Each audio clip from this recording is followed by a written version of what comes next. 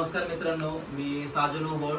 आज आपण बार्शी तालुक्यातील वैराग या गावी आलेलो आहोत. या मावशींना गेल्या काही दिवसापूर्वी इटकर सर आणि सुरज सरांच्या माध्यमातून समर्थ सक्सेस लाईफचं success ortho powder, Vitamix capsule आणि समर्थ महामृत ज्यूस हे 3 औषध दिले होते. त्यांना काय त्रास होता त्याच्यासाठी. तर आज आपण मावशींना विचारूया की औषध घेण्या अगोदर त्यांना काय त्रास होता आणि आता कसा रिझल्ट आलाय. नमस्ते मावशी, तुमचं नाव सांगा. संगीता ज्ञानदेव कांबळे. मावशी, हे औषध घेण्या अगोदर तुम्हाला काय काय त्रास होत होता? मला पायाचा खूप त्रास होत होता. जवळ 7-8 वर्ष झालं. मग मी बरेच दवाखाने केले पण मला काय कुठं रिझल्ट आलेला नाही. पायाचे गुडघे ह्या जॉईंट पासून पूर्ण असं चालायला की मी 100 किलोमीटर पण चालत नव्हते. 100 मीटर. तर मावशी, आता हे औषध घेतल्यानंतर काय काय रिझल्ट वाटतोय तुम्हाला? कसा फरक पडलाय?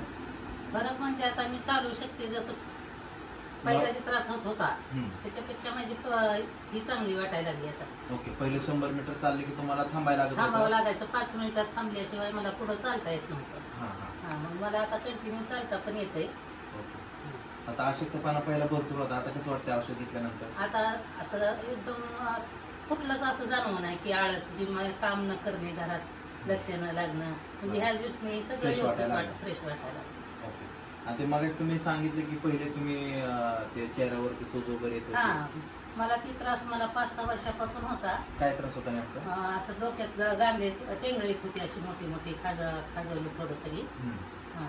मग ती मी सिट्रोजन गोळी वापरत होते. 7 वर्ष. कंटिन्यू माझ्याजवळ ती गोळी असायची आणि 2-3 दिवसाला ती होतच होतं मला तसं. बरं. आता ह्या औषधांनी ते राहिले. ही 3ऱ्या दिवसापासून मला त्याचा एक रिझल्ट आलेला. ती गोळी पण सुटली मला. ती गोळी पण कमी झाली. आता 2 महिने झाले तुम्ही आपलं औषध घेताय. 2 महिने तुम्ही त्या गोळ्या घेतल्याच नाही घेतली.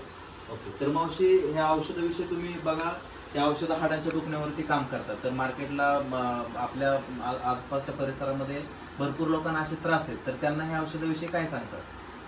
आता माझा रिझल्ट बघून मी सांगणार की बाबा हे औषध घ्या तुम्ही, की मला चांगला रिझल्ट आहे. 3ऱ्या दिवसापासून मला तर चांगलं असं म्हणजे फ्रेश वाटलंय. तर ते तुम्ही पण घ्यावं, तुम्हालाही फरक पडतो त्यानं, असं मी समजलं. ओके, धन्यवाद.